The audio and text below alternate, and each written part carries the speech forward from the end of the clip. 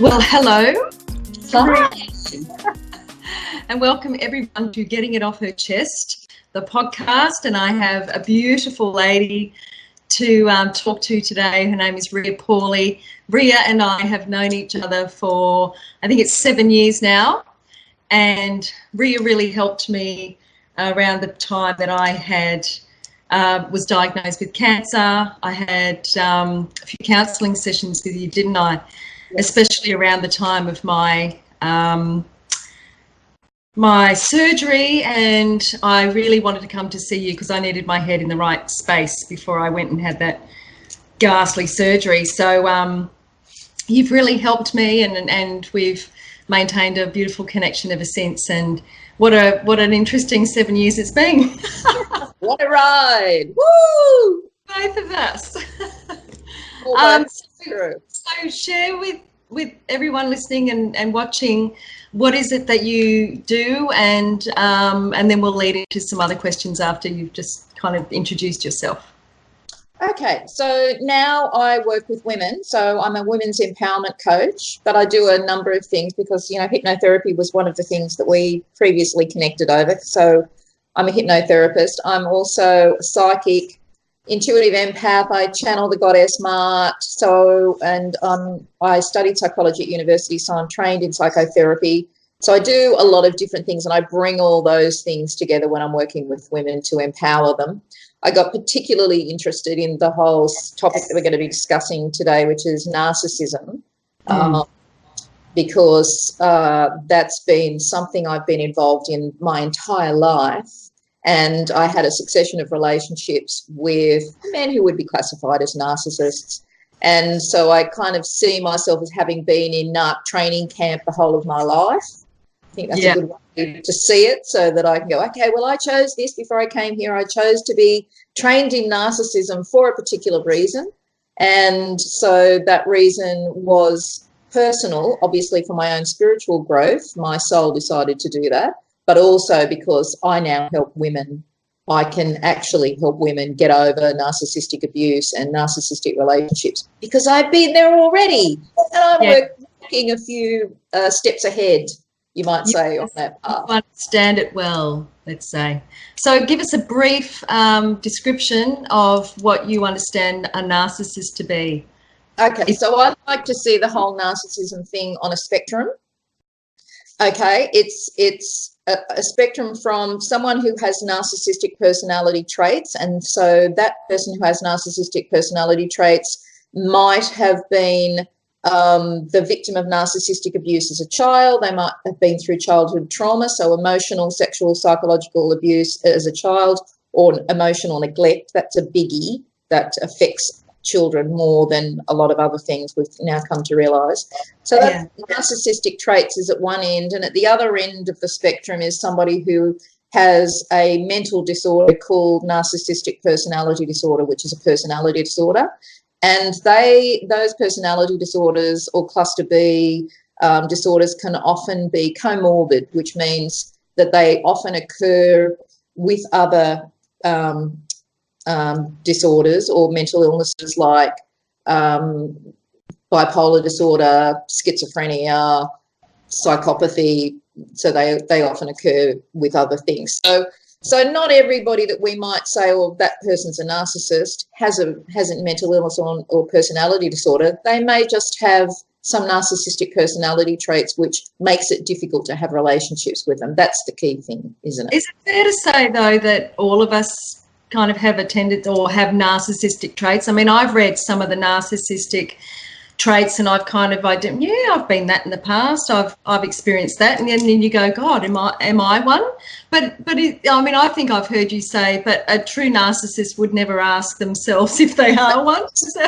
That's exactly right. Narcissists don't ever ask themselves, is it them? They don't have personal insight. That's one of the symptoms, if you like to see it that way. But yeah, all children are narcissists, right? So we're all narcissistic. We all have a completely, we think that we're the centre of the universe. And hopefully what happens as we grow into adulthood is we get over that. But often some people have a developmental delay. They never grow up. So we have that Peter Pan complex, or that person who, might be very intelligent to some degree, but emotionally retarded, I suppose you might say, if you want to use that word, emotionally, developmentally delayed. Yeah. And so they don't actually grow up properly. Yeah. So, yes, but remember, the thing about narcissists is that it's not just the occasional, showing of a narcissistic trait. It's a pervasive thing. So it occurs across all relationships, across time. They have these repetitive occurrences of symptoms, right, where they're grandiose and a sense of entitlement, and they have a completely external locus of control. So nothing is ever their fault. Everything is somebody else's fault. They don't have personal insight. They can be manipulative. They're self-serving. We kind of see narcissists as being a little bit like energy vampires. So they're trying to get their own needs met by sucking the life out of other people around them and using other people. Yeah, and usually it would be fair to say that empaths are targets for narcissists, and I would say too, empaths are very attracted to narcissists. So narcissists often test people out. So in the beginning of a relationship, a narcissist will test you out by seeing whether you play the game. And empaths are pretty good at playing that game of responding positively to others even when they are behaving badly, or forgiving them over and over again, or, not having strong boundaries. Empaths often don't have strong boundaries. So narcissists test them out, and if they perform well in the beginning of the love bombing phase, and they might be love bombing you, and then they'll do something really terrible to you, and a lot of people might withdraw from that and say, oh, well, you're a jerk. Why did you do that thing? I don't want to see you anymore. But a narcissist will make an excuse for them, justify their behaviour. Oh, the poor things, they had a bad childhood, or their ex-wife was horrible to them, because narcissists tell all sorts of stories, right? And so never believe anybody's stories at the beginning of a relationship, anybody's stories at the beginning of a relationship.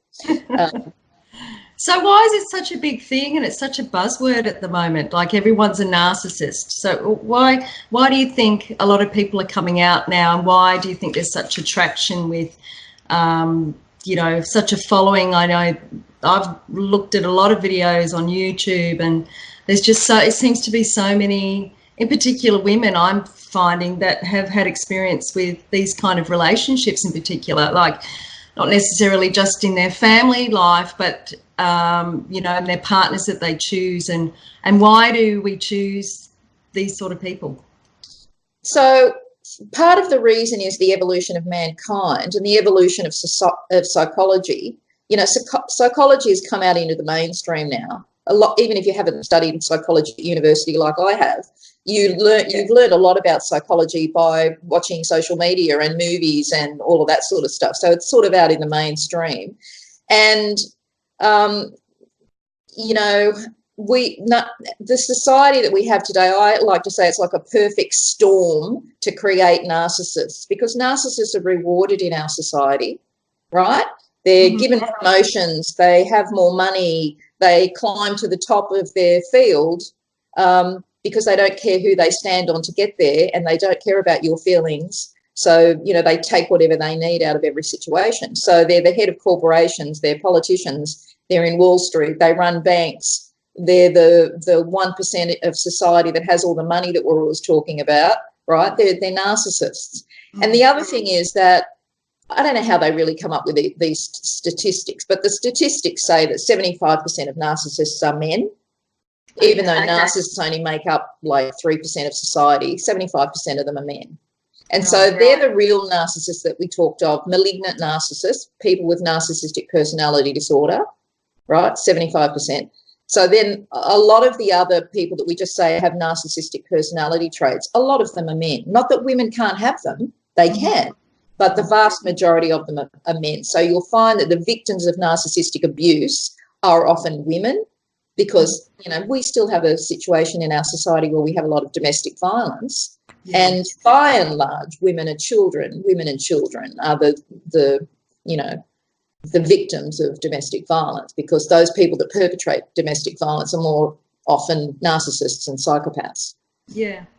So how can we, I mean, I think we kind of touched on the traits, but you know, how can one kind of go, oh my God, there's one, you know, especially if you may be out there looking for a mate, you might be on Tinder or something like that, or you know, ready for another relationship, but you've had a few of these kind of relationships before. How does somebody not attract another one again? What is the work that needs to be done? Okay, so if you've already had a relationship with a narcissist, even if it's only one, then you need to get really knowledgeable about the games that narcissists play so that you can notice them in your next relationships. Now, there's a lot of people out there that only ever have one relationship with a narcissist. That doesn't mean to say that there's anything wrong with them or that they're attracting them in any way. That's just the luck of the draw, or that person you're in relationship with turned out to be a narcissist. But if you've had, like me, more than one relationship with a narcissist, then, you know, the red flashing light comes on, ding, ding, ding, ding, ding. There's something about you that is attracting them. There is something about them that you like.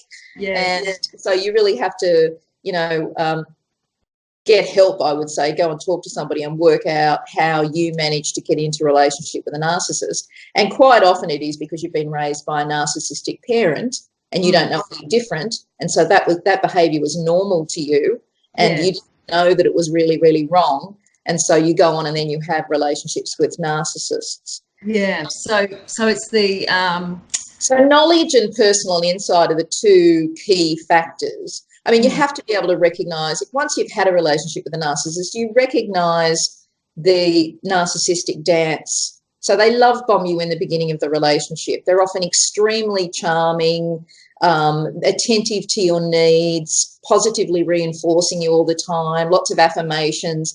They do and say all the right things, very romantic, wine and dine you, all of that sort of stuff.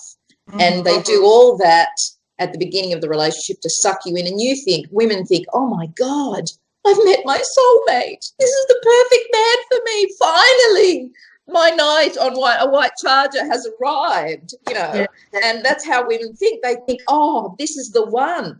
And then, of course, the bad behaviour starts. So the narcissist will start with the lies and the manipulation and the gaslighting and the word salad and the, you know, putting you down or trying to isolate you from your friends, or, you know, all of that psychological manipulation happens. It's very subtle, isn't it? Because I've read some things where I read something about a woman who was married for 25 years and she didn't know until she stumbled upon a video on YouTube, didn't really know how she got there, and they were explaining what narcissists were, and her health was really declining and she couldn't work out, you know, what was going on, and her relationship was really struggling, and she realised that this had been going on for years, but she didn't know what it was.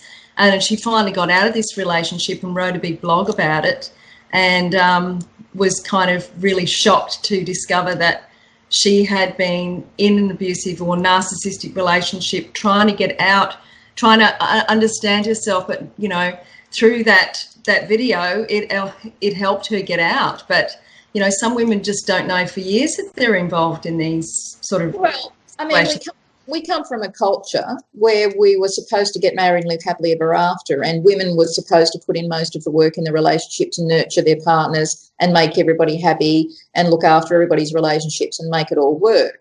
So that's the belief system that we came from. Now, so if you've got a man that's behaving badly and he's behaving like a jerk and he's selfish and self-absorbed, well, a lot of women would say, well, that's just men and you have to put up with that. That's the price of being in a relationship. But, you know, now that women don't have to be in relationships that they don't want to be in, and, you know, we've had the breakdown of all of that, and you can get divorced. Women have their own money. They don't need men to support them anymore most of the time. So they can make choices to get out of those kind of relationships. You know, it's the thing about being in a narcissistic relationship is this, that you are diminished by that relationship. You know, relationship is supposed to support you. It's supposed to be a positive influence in your life. It's supposed to make you feel better about yourself and, you know, fulfill some of your emotional needs and and all of that. So when you're in a relationship with a narcissist, that isn't true, because you're all the time looking after their needs. They're not looking after yours. They don't really care about you. They don't really care about your needs. So you will feel worse. You will go downhill from being in the relationship. And so that's the key, isn't it? Is the relationship enhancing your life, or, you know, making you feel worse? So there is a lot of, you know, self-work that needs to be done. You know, if we've attracted this kind of relationship into our lives, obviously there's some wounding going on. Well, like I said, if you've had more than one relationship with a narcissist, there's a reason, and that's your work. You've got to find out what that reason is, and you've got to heal yourself.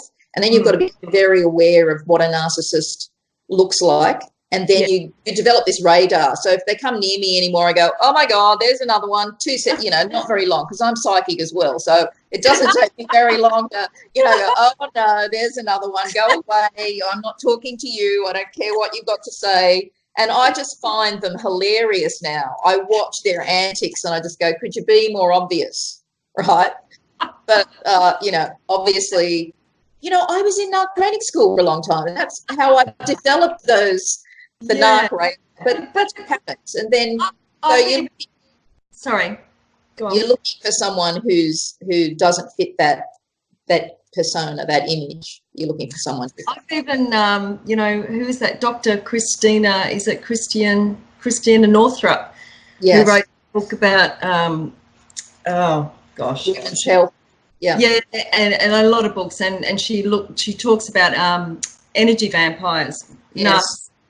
Yeah. And she really, I mean, that woman knows her stuff, but, you know, it's interesting that some women can stay in that cycle of being a victim of that. I mean, there is that point where you've got to go, okay, well, you understand what you know, you understand what they are, who they are. You understand that you need to do some work. But if we keep going down that road and keep going over the narcissistic stuff and what they do, it keeps you stuck, right? Yes, and that's where a lot of people get stuck in the blame game and the shock and disbelief of what they've been through, and they can be stuck in that for a long time. And I would urge people, don't get stuck there, right? It's a part of the process of understanding narcissism and understanding what happened to you, and you need to go through it. But you need to go through it and see the light at the end of the tunnel. And the light at the end of the tunnel is, well, this has been an opportunity for me to heal those things inside me that are going to prevent me from actually loving someone authentically, right? Yes. And so I've attracted this and have created this in my life for a purpose. And from a spiritual perspective, you know, if you've come in and you've had a narcissistic parent or narcissists in your family, then you've definitely chosen from a soul perspective to have this experience. And you move through it and heal, and then know it for the blessing that it actually is, right? It's actually healing you. I mean, I believe the rise of narcissism on the planet is about the evolution of mankind and the shift in consciousness and where we're actually going, because narcissists are in the darkness, right? They are still using lies, manipulation, energy vampiring, and all of those other things to get their own needs met. Now, if we are going through a shift in consciousness, it is about self-love, it is about being sovereign beings, it is about standing in our own truth and our own integrity, taking responsibility, you know, helping others, being service to others oriented. That's what enlightenment is. And so we have to get over our compulsion to be with narcissists, because that's unhealthy. That means we're giving too much and not very good at receiving. That's the thing about empaths. They're often really good at giving, but they're not very good at receiving. So it feels comfortable to them to be in a relationship with someone who's a taker, right, if they're a giver. But that's out of balance. And everything in the universe is seeking balance. So if we're going to evolve and we're going to ascend and we're going to become enlightened and all of that stuff, you know, that pot of gold at the end of our rainbow, then we have to learn how to be in healthy, balanced relationships, have good boundaries, love ourselves first, and then allow that love to flow out onto other people. So we're bringing the light. Enlightenment is bringing the light into the darkness in the world. So this is just another form of doing that. right? As we raise our vibration and we evolve, we're looking into all the dark corners of mankind and all the things that people are doing that is not for our highest good. And we're shining the light into them. And that's why the light is shining on narcissism right now, because a lot of people are hiding behind it. They're hiding their darkness behind it. And the game's up. It's interesting, isn't it? Because they look like they look like they get away with a lot, don't they? They look like, they move on really quick, and then they look like they've got a new relationship, or they've created a new family very quickly. They don't seem to get over the last relationship. They don't take time. They just move on and seemingly look like on the outside like everything's rosy and peachy. And that's one of the most common things that women complain to me about, and that really hurts them. It really, really guts you when you're still can't get out of bed and you just want to pull the covers over your head and eat a tub of ice cream and cry all day long, and they've moved on and they've got a new girlfriend and they're as happy as anything. That kills you, right? But what I say to them is they aren't really in love with that person they're with. That person is their next victim. They're going to do exactly the same thing to that person they did to you.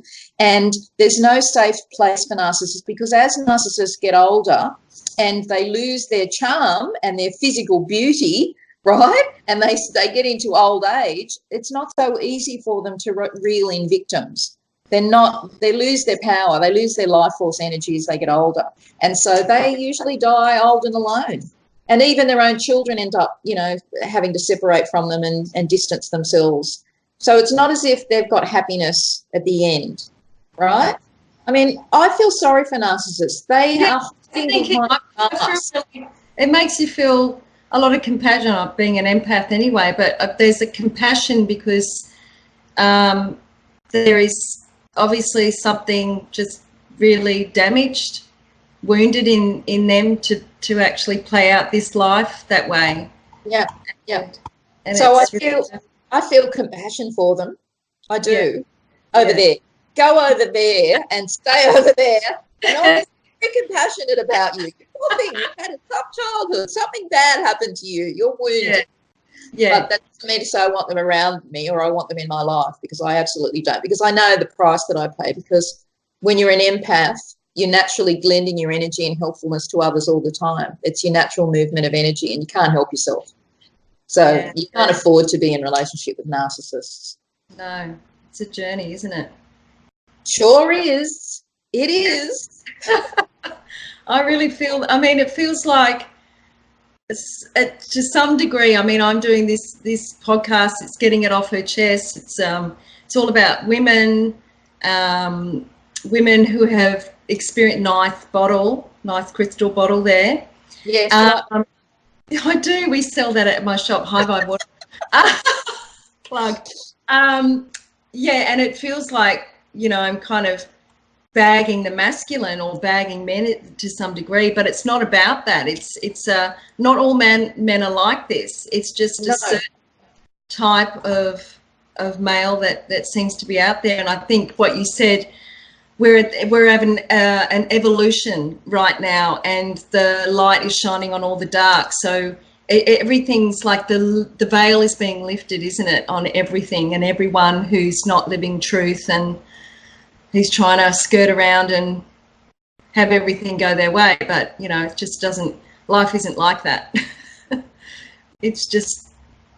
Well, I channel the goddess Mart, and she was the one that 5,000 years ago in Egypt gave Egypt the 42 ideals of Mart, which was like the 10 Commandments, and it was a prescription of how to live morally and spiritually in life and be a good person. And if you look at those 42 ideals, I looked at them yesterday, there's at least a dozen of those ideals that narcissists can't live up to, because they're things like, be kind to others and be compassionate and be humble and, only, take the rewards that you've earned and, all of these sorts of ideals that are in there. So 5,000 years ago in Egypt, there's Goddess Mart having given her rules for life down to the Egyptian people, and we're still at the point where a lot of people on the planet don't live up to those rules.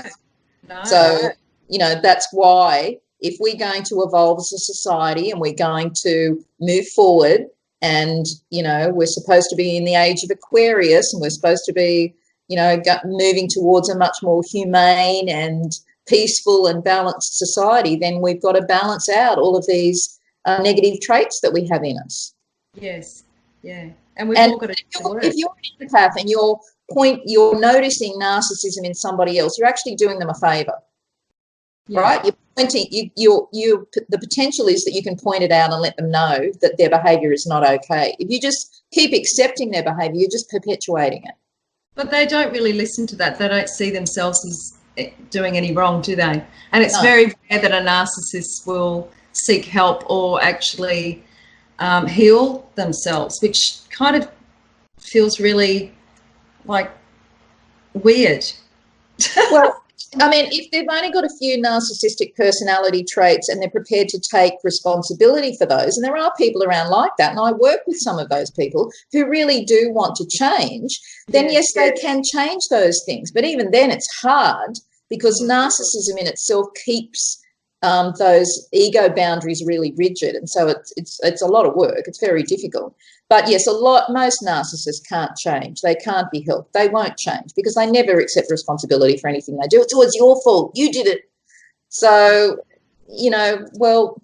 they're going to be lonely, and they're going to continue to have difficult relationships, and they're going to be unhappy.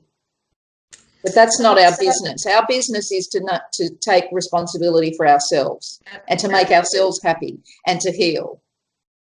So what would you say to a woman watching this and somebody thinking, oh shit, I think I might be in one? What would your advice be to them?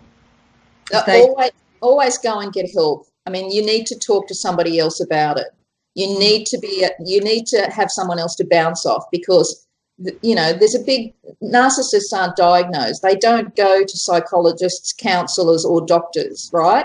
So the problem is that we are having to diagnose people we're in relationship with, basically, and I'm not a psychologist, so I can't diagnose either, right?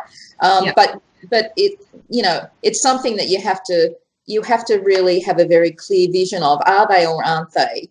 Right? What is the real problem in this relationship? So you need someone to talk to about it, first of all. And then once you find out that they're a narcissist, then it depends on the degree of their narcissism. And if they will go to a coach or a counsellor with you, then maybe they're not so bad, right? They're prepared to take a look at themselves. So there's your indicator. That's the first step. And then if they won't go and get help, and you're unhappy in the relationship and it is making you miserable and you feel less of yourself, right? You're having trouble having confidence and self-esteem and all those sorts of things. Sometimes you just got to get out. Yeah. You just got to leave the relationship and go on. That's not an easy thing if there are children involved. So, I'm making it sound simple. It's not that simple. It's really complex for a lot of people. But yes, sometimes you just need to walk away and focus on yourself and building a better life yourself. The best revenge is happiness, right? Yeah, it is. It is. On that note, I'd like to always leave it on an up note. Thank you so much, Ria, for your time. I absolutely adore you.